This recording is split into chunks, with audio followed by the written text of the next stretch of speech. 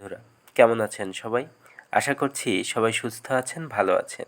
চরিত্রহীন উপন্যাসের ২৪তম পর্বে আপনাদের সকলকে স্বাগত। চলুন শুরু করা যাক।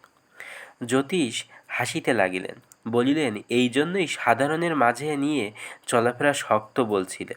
জ্যোতিষের দিকে তখন উপেন্দ্রের মন ছিল না, তাই তাহার কথাগুলো কানে গেলেও অন্তরে প্রবেশ করিল না।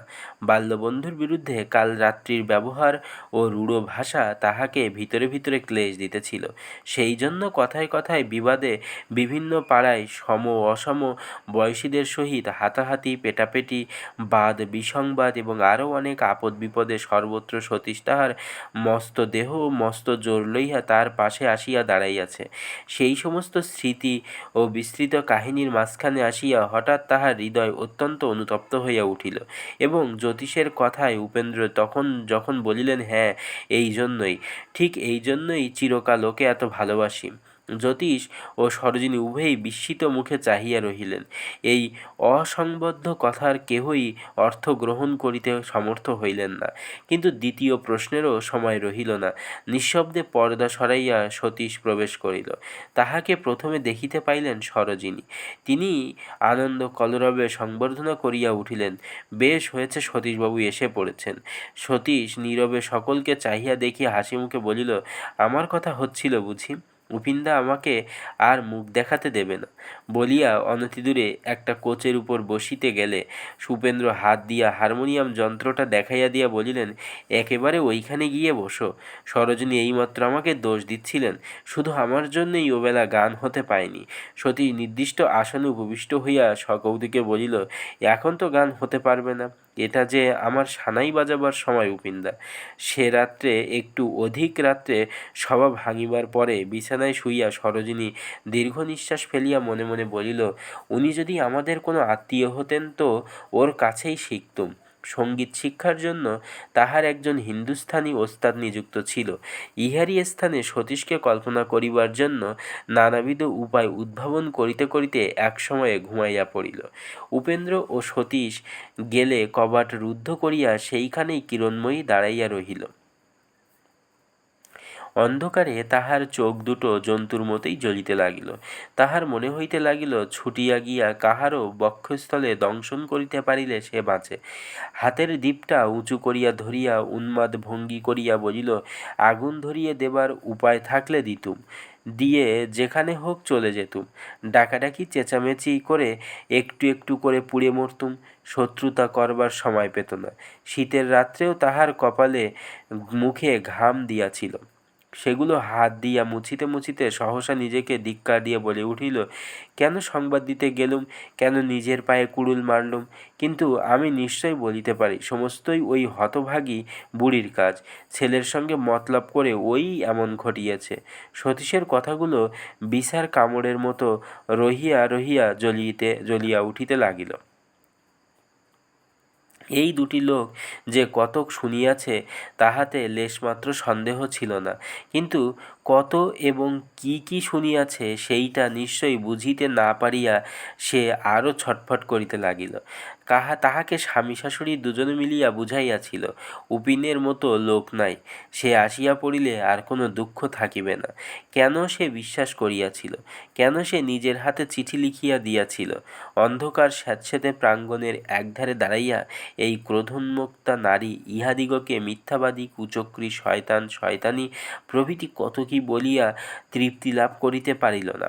ক্রোধ ও হিংসা তাহার হৃদয়ে যে আক্ষেপ তুলিয়াছে, তাহার কণামাত্র প্রকাশ করিবার ভাষাও তাহার মনে পড়িল না। তখন সে কায়মনে প্রার্থনা করিতে লাগিল, ওই অর্ধমৃত মানুষটির রাত্রি আর না পোহায়। দিন দুই পরে সকালে কিরণ রান্নাঘরে বসিয়া তরকারি কুটিতেছিল।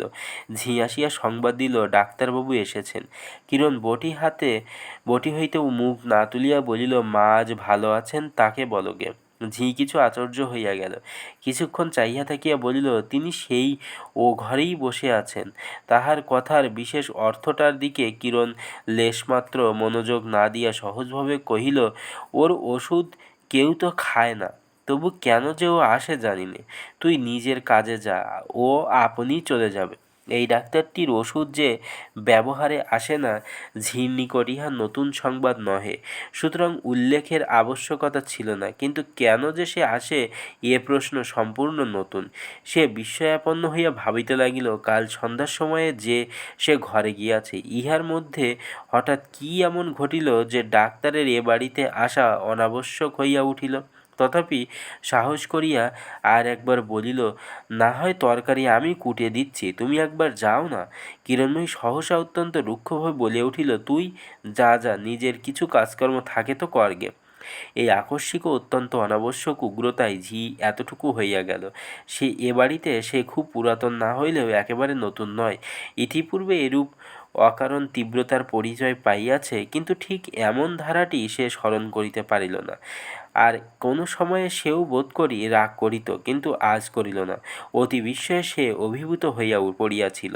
তাই খানিকক্ষণ চুপ করিয়া থাকিয়া সে ধীরে ধীরে ও ঘরে দ্বারের কাছে আসিয়া ডাক্তারকে বলিল, তিনি কাজে ব্যস্ত আছেন, আপনি এখন যান।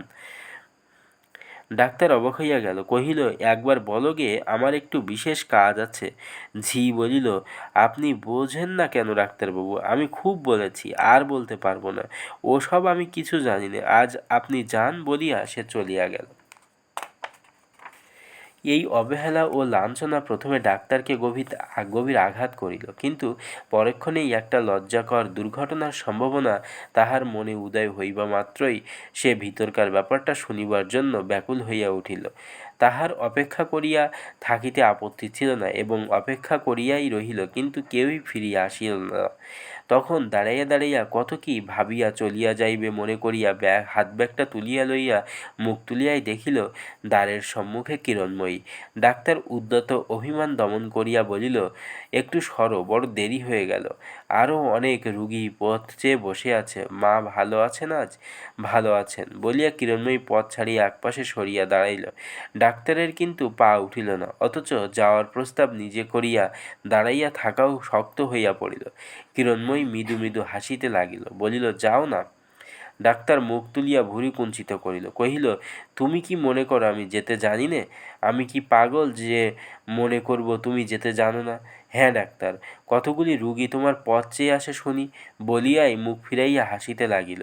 কুপিত ডাক্তারের প্রথম ইচ্ছে করিল ওই মুখে চড় মারিয়া বন্ধ করিয়া দেয়, কিন্তু সেটা তো সম্ভব নহে। শুধু বলিল, যাও তুমি।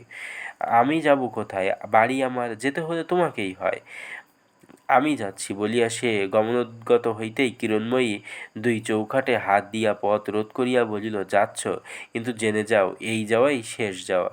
তাহার কণ্ঠস্বর ও মুখের বিস্ময়কর পরিবর্তনে ডাক্তার শঙ্কিত হইল, কিন্তু মুখে বলিল, বেশ তাই, এই শেষ যাওয়া। কিরণময়ী বলিল, সত্যিই শেষ যাওয়া? যখন এসে পড়েছ তখন স্পষ্ট করেই সবটা জেনে যাও। আচ্ছা, ওখানে বসো, সমস্ত খুলে বলছি। বলিয়া ডাক্তারের হাতব্যাগটা লইয়া নিজে মেঝের উপর রাখিয়া দিল, এবং হাত দিয়া চৌকি দেখাইয়া দিয়া কহিল, রাঁধতে হবে, বেশি সময় নেই, সংক্ষেপে বলছি। এমন সময়ে ঝি আসিয়া সংবাদ দিল, দুজন বাবু আসছে। সেই সঙ্গেই নিচে জুতোর শব্দ শুনিয়া কিরণময়ী ব্যাধ ভয়ে ভীতা হরিণীর ন্যায় ঝিকে সবেগে ঠেলিয়া দিয়া ঘর হইতে ছুটিয়া পলাইয়া গেল। ডাক্তার ও ঝি আশ্চর্য হইয়া পরস্পরের মুখের দিকে চাহিয়া রহিল। অনতিকাল পরেই জুতার শব্দ দ্বারের কাছে আসিয়া থামিল। ডাক্তার দেখিল দুটি অপরিচিত ভদ্রলোক। ভদ্রলোক দুটি দেখিলেন ডাক্তার। তাহার কোটের পকেট হইতে বুক পরীক্ষার চোঙটা গলা বাড়াইয়া পরিচয় জানাইয়া দিল। উপেন্দ্র সতীশ দেখিলেন ডাক্তারের মুখ অতিশয় শুষ্ক। দুর্ঘটনা আশঙ্কা করিয়া জিজ্ঞাসা করিলেন, কেমন দেখলেন ডাক্তারবাবু? ডাক্তার নীরব, তাহার মুখ আরও কালি হইয়া গেল। উপেন্দ্র অধিকতর শঙ্কিত হইয়া প্রশ্ন করিলেন, এখন কিরকম দেখলেন? তথাপি ডাক্তার কথা কহিল না, বিহলের মতো চাহিয়া রহিল। ঝি কহিল, তুমি যাও না ডাক্তারবাবু, এখনো দাঁড়িয়ে আছো কেন? ডাক্তার ব্যস্ত হইয়া ব্যাগটা তুলিয়া বলিল, আমি যাই, অনেক কাজ আছে আমার। বলিয়াই উপেন্দ্র সতীশের মাঝখানে দিয়া দ্রুত পদে নিচে নামিয়া গেল, এবং এই মহাজনের পদাঙ্ক অনুসরণ করিয়া ঝিঁটি যে কোথায় মিলাইয়া গেল তাহা জানা গেল না। সে নিস্তব্ধ ভাঙা বাড়ির ভাঙা বারান্দার উপর বেলা 9টার সময়ে উপেন্দ্র সতীশ নির্বাক বিস্ময়ে উভয়ের মুখপানে চাহিয়া রহিলেন। কিছুক্ষণ পর সতীশ বলিল, উপিন্দা, হারানবাবুর মা কি পাগল? উপেন্দ্র বলিলেন, ও হারানদার মা নয়, আর কেউ, বোধ করি ঝি। কিন্তু আমি ভাবছি ডাক্তার ওরকম করে গেল কেন? সতীশ বলিল, ঠিক চোরের মতো, যেন ধরা পড়বার ভয়ে পালিয়ে গেল। উপেন্দ্র অন্যমনস্কভাবে বলিলেন, প্রায় কাউকে তো দেখা যায় না, ওই ঘর হারানদার না? সতীশ বলিল, হ্যাঁ, চলো যাই। কিন্তু হঠাৎ ঢুকতে সাহস করে না, আমার ভয় হচ্ছে, হয়তো কিছু ঘটেছে। সতীশ কহিল, সে হলে চিৎকার করবার লোক জুটত, তা নয়। এমন সময় দেখিতে পাওয়া গেল ও ধারের বারান্দা ঘুরিয়া বধূ আসিতেছে।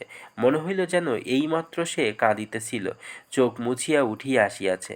কাল দ্বীপের আলোকে যে মুখ সুন্দর দেখাইয়াছিল, আজ দিনের বেলা সূর্যালোকে স্পষ্ট বোঝা গেল এমন সৌন্দর্য আর কোনোদিন চোখে পড়ে নাই, জীবিতেও না, ছবিতেও না। বধূ কহিল, আজ আমরা প্রস্তুত ছিলাম না, ভেবেছিলুম আসব বলে গেলেও হয়তো আসতে পারবেন না। সতীশের দিকে চাহিয়া সহসা মৃদু হাসিয়া কহিল, ঠাকুরপো যে। আজ সতীশ মাথা হেঁট করিল। উপেন্দ্র জিজ্ঞাসা করিলেন, হারানদা কেমন? বধূ সংক্ষেপে উত্তর দিল, তেমনি, আসুন ও ঘরে যাই। হারানের ঘরে তার জননী অঘোরময়ী শয্যার পার্শ্বে উপবিষ্টা ছিলেন। উপেন্দ্র প্রণাম করিতেই তিনি উচ্চস্বরে কাঁদিয়া উঠিলেন। হারান শ্রান্ত কণ্ঠে নিষেধ করিয়া বলিল, চুপ করো মা। উপেন্দ্র লজ্জায় দুঃখে একধারে বসিয়া পড়িলেন। সতীশ এদিক ওদিক চাহিয়া মুখ যথাসাধ্য ভারী করিয়া সেই কাঠের সিন্দুকটির উপর গিয়া বসিল। বধূ মুহূর্তমাত্র দাঁড়াইয়া সতীশের দিকে বিদ্যুৎদাম কটাক্ষ করিয়া বাহির হইয়া গেল, যেন স্পষ্ট শাসাইয়া গেল, তোমার কাজটা ভালো করিতেছ না। বন্ধুরা, আজ এই পর্যন্ত। পরবর্তী পর্ব আপনাদের জন্য আগামী দিন নিয়ে আসব। ততক্ষণ পর্যন্ত সবাই সুস্থ থাকবেন, ভালো থাকবেন। ধন্যবাদ সকলকে। শুভ সন্ধ্যা।